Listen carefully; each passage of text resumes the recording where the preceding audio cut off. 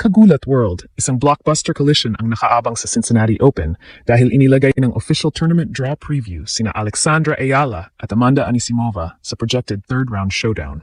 Kapag parehong nalampasan ng dalawang seeded stars ang kanilang unang laban, pwedeng sumabog agad ang isa sa pinakamainit na matchups sa early rounds ng WTA 1000 event sa Mason, Ohio.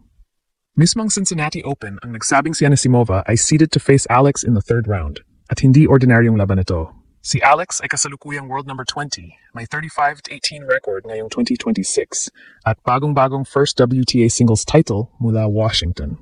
Samantalang si Anisimova ay world number 10, dating umabot sa career high number 4 at isa sa pinakamalakas na power hitters ng American tennis.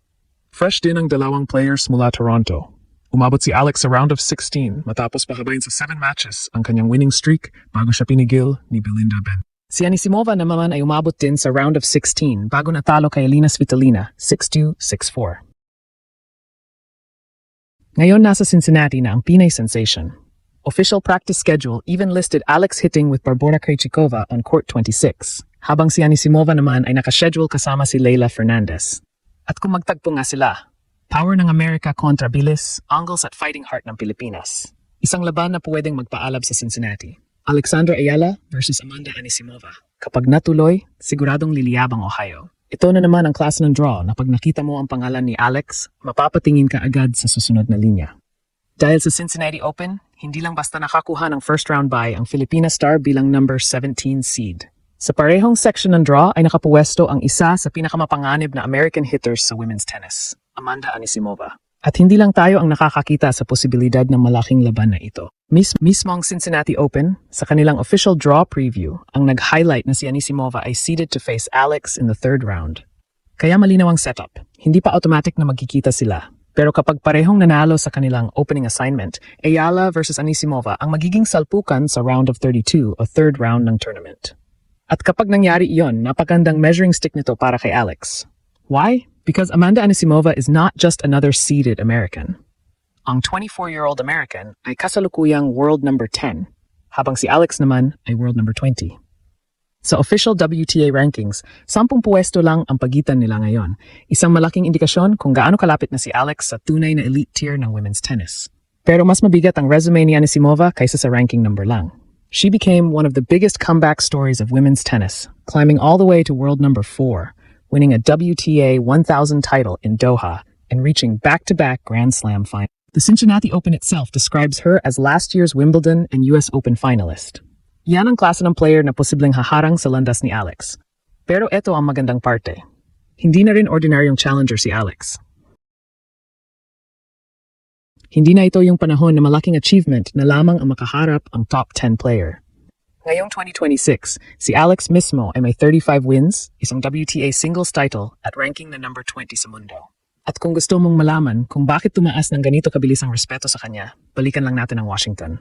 Sa Mubadala DC Open, tinalo ni Alex si Jessica Pegula sa final, 4-6, 6-4, 6-0, para makuha ang kanyang first WTA Tour title at maging unang player representing the Philippines na magkampeon sa WTA Tour singles. Ang mas nakakabilib, pagkatapos mapunta sa alanganin ng laban, tinapos niya ito sa pamamagitan ng 9 na sunod na games. Bago pa si Pegula, dumaan din si Alex sa isang napakabigat na Washington run. Sa semifinals, pinabagsak niya si Naomi Osaka 6-4, 6-2 para makapasok sa pinakamalaking final ng career niya noong panahong iyon. So when you look at a possible Anisimova matchup, hindi pwedeng sabihin na impossible para kay Alex. Delikado? Oo. Malakas si Amanda? Walang duda. Pero takot pa dapat si Alex. Hindi na ganoon ang status niya ngayon. She has already shown that she can stand across the net from accomplished champions and still play her tennis. At may isa pang magandang development. Nasa Cincinnati na si Alex at nagtatrabaho na. The official Cincinnati Open practice schedule listed Alex and former Grand Slam champion Barbora Krejcikova together on court 26 at 11 a.m. That is quality preparation immediately after her Toronto campaign. Samantala, nakalista rin sa parehong official practice schedule si Amanda Anisimova kasama si Leylah Fernandez. Parang tahimik pa ang paligid ngayon. Practice muna, media muna. Adjustment sa court. Pero sa draw para may bomba ng nakaset. Dahil kung parehong magawa ni na Alex at Amanda ang trabaho sa kanilang unang laban, ang Cincinnati crowd ay posibleng makakita ng isang matchup na may napakagandang contrast. Anisimova brings raw power. Alex brings speed, anticipation, angles, and fearless counterpunching. Amanda wants to dictate. Alex loves turning defense into attack. And most importantly, pareho silang may dahilan para patunayan ang sarili sa Cincinnati. Ito ang klase ng matchup na pwedeng gawing instant main event atmosphere ang third round. Ngayon, kung dumating tayo sa Alex versus Amanda Anisimova, saan pwedeng manalo ang Pinay? Unang-una, hindi dapat makipagpalakasan lang si Alex sa baseline. Anisimova stands at around 5'11" and has built her reputation around powerful early ball striking from both wings.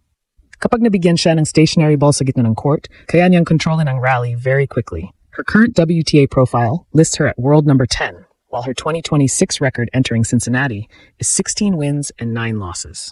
So ang kailangan ni Alex ay variation, change the direction, change the height, use the angles, make Amanda move.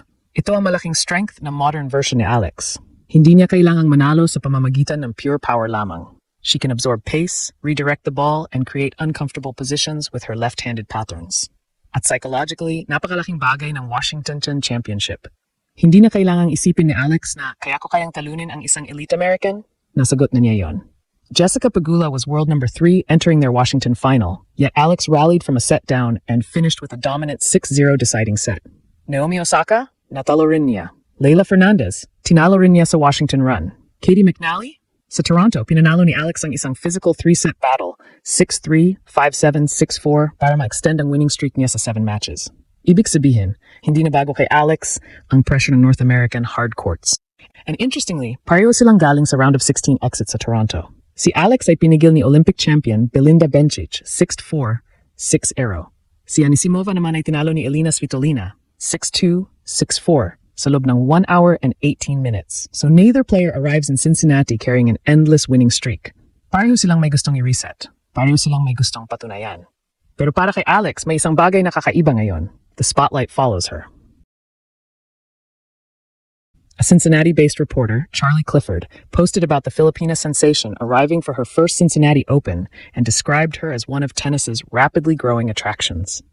The tournament itself also singled Alex out as one of the stories to watch, citing her Washington title and the large crowds she has been attracting around the world. Kaya kung dumating ang Ayala Anisimova showdown, huwag magulat kung marinig na naman natin ang Filipino chants sa Ohio. At isipin ninyo ang storyline.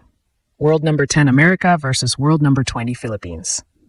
Former world number 4 versus one of the fastest rising players of 2026. Grand Slam finalist versus newly crowned WTA champion. Power hitter versus fearless left-handed shot maker. America playing at home.